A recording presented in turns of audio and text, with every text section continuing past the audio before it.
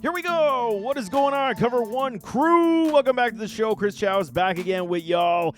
And I mean, Super Bowl is done. Super Bowl 57. We have the Super Bowl champ. It is the Kansas City Cheifs and the crazy Patrick Mahomes. I don't know what they shot up in that ankle, but I mean, they're the champs. And we are now diving into the offseason. And we got some stuff to talk about because we had some breaking news the last couple days that Derek Carr has been released from the Las Vegas Raiders. And now the big question is, where will he sign? Where is he going to go? He's got some options now. I mean, they tried to get a trade in the works with the New Orleans Saints. Did not pan out. I believe Derek Carr X'd that trade and, wanted his release so he could pick and choose which club he wants to go and play for. So essentially, he is now a free agent. It's going to be lining up a lot of visits to see where his services will take place. And I thought, why don't we break it down? See what Derek Carr actually is, because I had some debates with some buddies. I was talking about Derek Carr being something of a glorified Andy Dalton. And I mean, I was a supporter of Derek Carr. And, as he started going through all the stats and, the teams that he did have in his 9-year career, you start to really understand that he was nothing more than a glorified Andy Dalton. So, I mean, let's dive in. I got some good stuff to talk about Derek Carr. So, I mean, it's a good storyline, and it's very interesting to see where he's going to continue his NFL career. And it's not that I'm trying to be, overly critical on a Derek Carr right now. I mean, I was a supporter of him, especially for fantasy football purposes. Always thought he was kind of one of those sleeper quarterbacks we could grab late, and he could give you a very good showing, anywhere from 15 to 20 points per week, and he kind of did that. But, I mean, when he was off, he definitely crippled your club. Anywhere from 5 to 10 points was never a good thing. But when we're talking about Derek Carr as the player, he is now the free agent. Let's go year by year, because this is very important stuff when we talk about him statistically in his 9-year career. You see all the stats we got here. I got them highlighted for you just a little bit. I mean, he's played in every game. 15 was his least amount of games throughout his entire career. Playing 17 was his highest in 2021. But we're talking about records overall. 3-13 in his 2014 season. Not good. Started off whatever. They're trying to rebuild the club. 7-9 in 2015. Jumped up to 12-3 in 2016. And then, unfortunately, he broke his leg, and he never got to play in that playoff contest versus the Houston Texans. So that was the end of his season. 2017 fell back down to earth, 6-9. And then subsequently 4-12, 7-9, 8-8, 10-7 in 2021. He got his first playoff performance, ended up losing his only appearance in the playoffs in the postseason to the Cincinnati Bengals in 2021. I mean, that was not a great show, and I mean, we saw how that season ended. If y'all remember, against the LA Chargers, they almost did not get in that contest either. And then this past season, he played 15 games, 6-9, and then he was subsequently benched for the backup quarterback Stidham.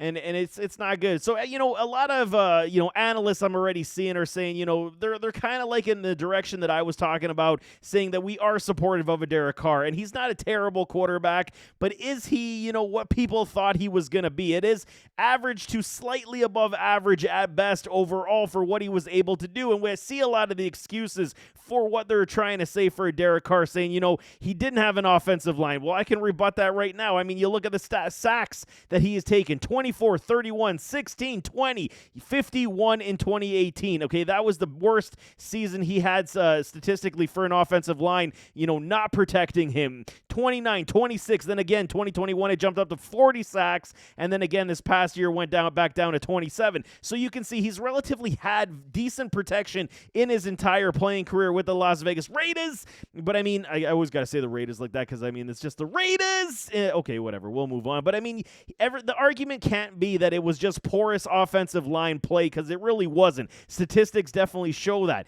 But I mean, it wasn't great in top-end offensive line play, but it was more than enough to get him time to find his wide receivers. That's going to be one of the question marks as well. Andy Dalton. See, I got Andy on my head. But I mean, it's Derek Carr, and we're talking about statistical achievement. He's only got one season where he's thrown 30 touchdowns. That was back in 2015, where he threw 32 touchdown passes. That's it. There's no more 30s, man. 28, 22, 19, 21, 27, 23, and 24 going from 2016 to 2022. No more seasons where he had above a 30 touchdown mark. That's a big problem. His first 4 years in the league did not crack the 4,000-yard mark. Then 2018 to 2021, those 4 seasons, he did cross 4,000 yards, 40-49, 40-54, 41-03, and then 2021, he had a banner year of 48-04. That was the top end that he's gotten to in his playing career. Then it fell off again the cliff, 35-22 in 2022. This is not good news for a Derek Carr. So is he starting, and that's with a Devontae Adams. It's the year started off great. Devontae still had an unbelievable season statistically. He had, 1,700 yards for the Raiders and broke the team record or whatever that stat was. It was very close, but 3,500 yards, 24 TDs, 14 interceptions for Derek Carr this past season, and a 6-9 record to boot. You understand why the Raiders said it's time to move on from a Derek Carr. It's understandable why Josh McDaniels says, now I want my own quarterback. I want to build this team in my likeness and my vision, and Derek Carr is not in that vision. Derek Carr is a serviceable quarterback that can move the ball down the field, that can help your team win, but he does turn over the ball with his fumbles in the worst possible times. He does go to sleep. He is inaccurate when he does, falter. But, his accuracy has been very good, from 2018 to 2021. 68.9, 70.4, 67.3, 68.4. That was in that 4-year span that he was over 4,000 yards, and he was playing good football. So we could say that Derek Carr was playing good ball at that time. But again, from 2018 to 2021, it was 19, 21, 27, 23 touchdown passes. Just was not getting it done. So, they're leaning on the ground game a lot more in those years to get those touchdown passes, but this was the problem. You needed Derek Carr to move forward and start to take over games, and it just was not happening. You guys remember the Cowboys game where he tried to reach out for the goal line, fumbled the ball, and they end up losing that game. These are the types of contests you see from a Derek Carr more often than you would like, and that's what has inhibited the Las Vegas Raiders from winning a lot of games overall. He was careful with the ball interception-wise. 2016 only had 6 interceptions, 2019 8, and 2020 he had 9. Outside of that, it was 10 and above with a top end of 14. So it's not horrific interception play, but Derek Carr is one of these guys that I said, okay, he's a glorified Andy Dalton. Andy was similar, even though, Andy only had one 4,000-yard passing season and one season over 30 touchdowns with a AJ Green type. But there's been more consistency, I want to say, from a Derek Carr, so I'm not going to label him Andy Dalton at this point, but it is, like I said, glorified Andy Dalton means he's above average to where Andy Dalton, we could say, is an average quarterback, but statistically, you see what I'm saying and why the Las Vegas Raiders, they had to move on from Carr, and they just released him, saving a lot of cap space. They were hoping to recoup some picks, and some draft picks did not happen for the Raiders, but now Derek Carr is on the open market. He's going to do those visits, like I said, and then we will see where he's going to go. I got some thoughts on where I want Derek Carr to go, so stay tuned for that. But I want to go back to the arguments, and we're talking about supporting cast Derek Carr supposedly did not have in his time with the Las Vegas Raiders. It's all bull because he's had a supportive cast. Believe you me. 2015, we'll leave 2014 out because that was his rookie year, and that team was in complete disarray. But 2015, they drafted Amari Cooper. They got Michael Crabtree, and everyone's going to say, big deal. Michael Crabtree, really?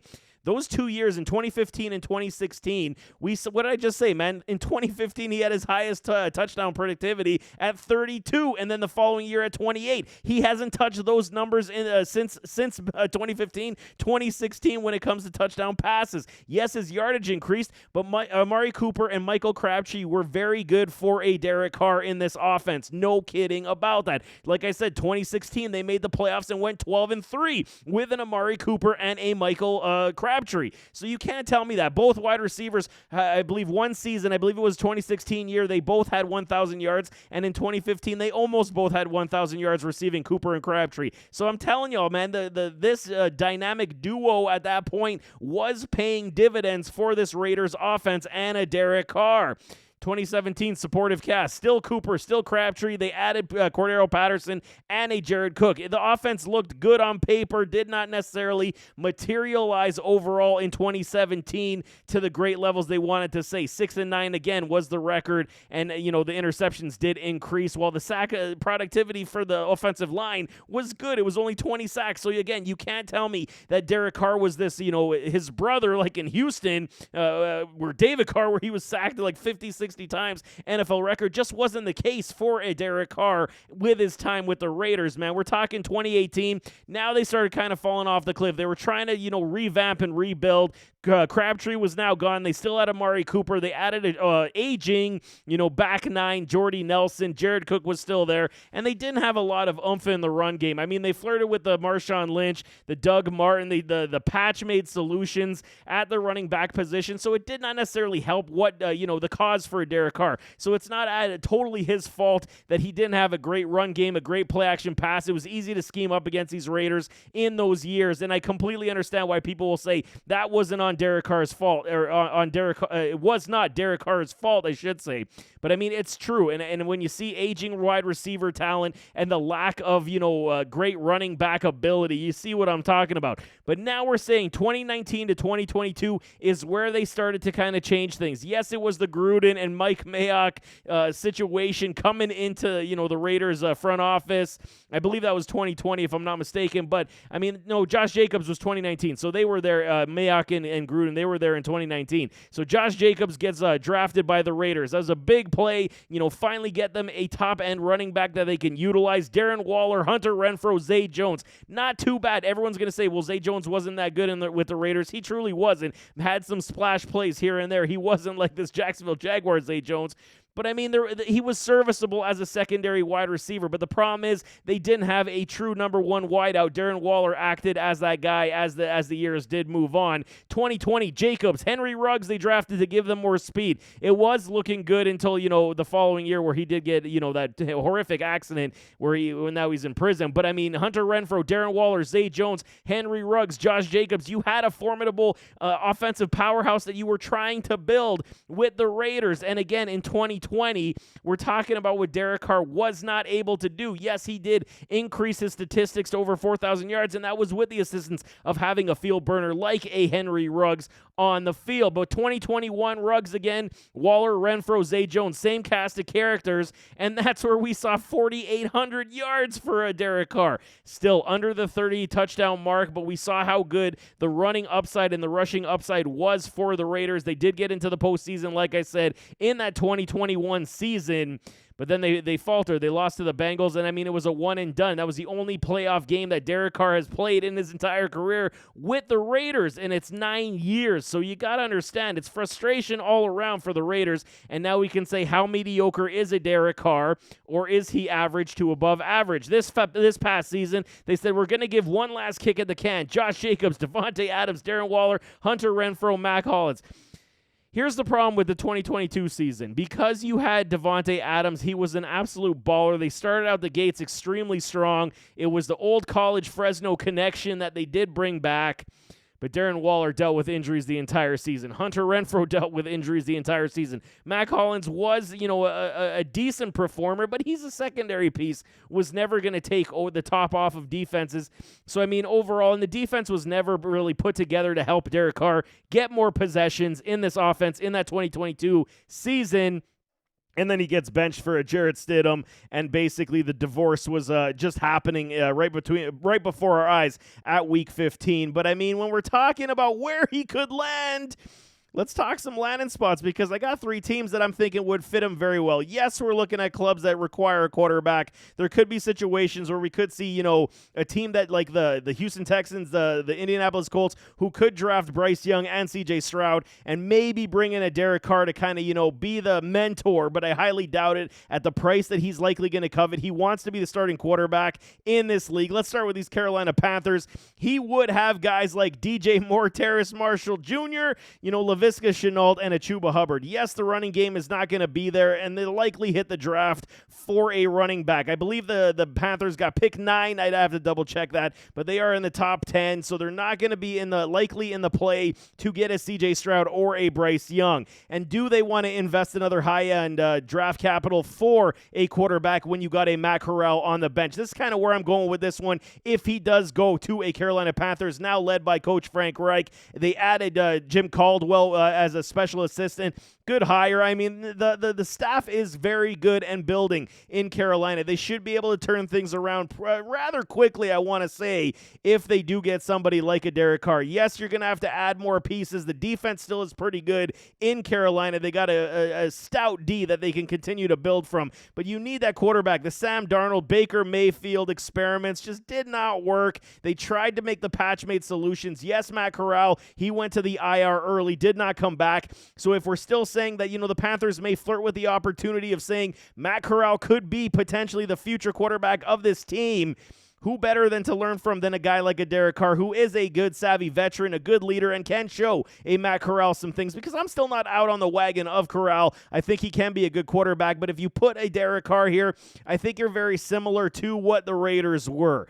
offensively. I mean, that's just what it is, and that way at least you can build the offensive line maybe at the top 10 pick, give him some more protection, get yourself a good running back in day 2 or day 3 for these Panthers, and I think you got something that could at least move the ball and be competitive in a weak NFC. And this is a problem. You got to stay out of, you got to think, if you're Derek Carr, you got to get out of the AFC. There's too much power in the AFC. I mean, you played in the AFC West there, Carr, and I mean, do you want to go back and play in another division that's very, high end? And I don't think so. I think NFC has got to be where he's thinking, where he's going to go, and Carolina could be a very good opportunity with a Frank Reich who is offensive-minded and could, expel the most out of a Derek Carr as he continues to age in this league, and then while trying to groom your future potential in a Matt Corral if they do not draft another quarterback in this NFL draft. Speaking of AFC teams, I got one on the board, and it is the New York Jets. The rumor has been flirting that they are looking at an Aaron Rodgers. These New York Jets are. So, the backup plan may be a Derek Carr, but he likely will get, signed before they come with the opportunity of the Aaron Rodgers situation and saga, depending on how that one does come out and play. But based on talent alone, the New York Jets are the up-and-comers, man. Breece Hall, Garrett Wilson, Elijah Moore, Michael Carter, and they're going to continue to draft. They got draft picks. The defense is still very good. Salah, the head coach, has done a marvelous job. They got a new offensive coordinator because Mike LaFleur was just not the guy. I had some hope that he was going to be the guy, but he was not. And, I mean, now you're going to try to build in the right direction. I do like what the Jets have on paper right now. Yes, Breece Hall is coming off the ACL. He may start the year on the pup because it was the middle of the season that he did get injured. So we'll see how his recovery goes. He's still a young man. But, I mean, this team is loaded, youthful, and they're ready to go. They just need a quarterback because the Zach Wilson experiment did not work. And they're not going to go back to the well and draft another quarterback. The Jets aren't, because that's just a waste for them. They can't do it 2 years or 2 out of 3 years. So, I mean, you're not going to do that. So Derek Carr makes a lot of sense for these New York Jets. Yes, he's going to be competing with the likes of Josh Allen, Tua Tagovailoa, and then Mac Money Jones. So it's an opportunity where he could at least move this offense and, compete with the talent that they do have in New York. That is a very, favorable destination for his services. We shall see how much the New York Jets do want an Aaron Rodgers, though, because that will be the number one priority, you got to think, and then the second priority would be a Derek Carr. We'll see how this shakes down, but for talent purposes and youth purposes, the New York Jets do, pose to be one of the most favorable spots for a Derek Carr if he so chooses. Last one I got is the New Orleans Saints. He didn't want to get traded there, but he may sign there, and, I mean, that's how it goes, because I think that, he wanted to dictate where his terms, dictate where he wanted to go. And the New Orleans Saints are a very interesting club. They flirted with Andy Dalton the entire year. I didn't understand why they didn't play a Jameis Winston. Very frustrating. And all this is fantasy relevant because if the Saints had a quarterback that can move the ball down the field, my guy Chris Olave is going to absolutely scream fantasy points. He's going to do very well in this offense. And Derek Carr at least has proven the ability to get the number one wide receiver the ball with high frequency and high regularity. We don't know what the Michael Thomas situation is going to be. Is he going to get released? Yes, that contract is extremely large, but there are opportunities for the Saints to get out from under it. They're going to have to spread out the dead cap over 2 years. But there is opportunity with a Michael Thomas, on this roster, getting off this roster. But if he is currently on this roster, I got to speak of what I know. Michael Thomas currently is on the roster. So if you got Chris Olave, you got Michael Thomas eventually finally healthy from that foot and ankle injury. You got Alvin Kamara. You got Juwan Johnson. They do have pieces. I mean, you got Taysom Hill still, so you're going to be still flirting with that option. But Derek Carr, he wants to be a starting quarterback. And then outside of that, maybe the Tennessee Titans, they're in the mix as well. Do they trust Malik Willis already? There's another grooming possibility like the Carolina Panthers, like I was saying. But New Orleans makes a lot of sense to me as well. Is he going to sign a heavy deal? Is it going to be a one-year deal? We'll see how that goes. But, I mean, he does have a lot of viable opportunities here in New Orleans to make some big plays. And, again, like Carolina, this is the NFC. It's a weaker division, and he could definitely challenge to be the NFC South division winner with this club. I don't know if he would do it with Carolina. I think the Saints would give him a better opportunity to win that division than the Panthers would. So New Orleans Saints are definitely a very attractive spot for him based on competition alone, as the AFC is just head and shoulders above talent-wise compared to the NFC. So if I'm Derek Carr, I mean, you got to think, he's got to be thinking, I got to get the hell out of the NFC or the AFC and go to the NFC because, I mean, the opportunity is there for him to win more games in that conference. So there you have it. I mean, there is Derek Carr. Breaking news the last couple days. He was released from the Las Vegas Raiders, and now he's searching for a new home, searching for a new club to continue his professional playing career. How long will it continue? I mean, how much money do we expect Derek Carr to get on the open market? It's going to be a very interesting situation. Depending on which team covets his services the most, he obviously will go to that place. But, I mean, the dollar figures are definitely going to be there. I'm at the point where I was a supporter of a Derek Carr, and I mean, right now, you got to think outside of playing in the NFC, there is opportunity for him to, do some damage down there. But it's tough if he goes to the Jets or the Titans. I don't really think I'm going to like it, especially the Titans. It's even worse situation than he had in Las Vegas because they don't have many wide receiver options there. Treylon Burks, obviously, but Robert Woods kind of, falling off a cliff this past year. And I don't think it was necessarily quarterback play, just the system they run. Going to be very tough for Derek Carr to continue his playing career at high levels in the AFC. So you got to think NFC is the key, but nevertheless, let's get out of here, man. As always, don't forget to hit that like button, hit that subscribe button, jump in those comments. Give me your thoughts. Where do you guys think Derek Carr is going to go? Where should he go? Where do you want him to go? Do you think he's still fantasy viable? Throw those comments in the comment section. I'll definitely answer you back, but we'll see you next time. I am out.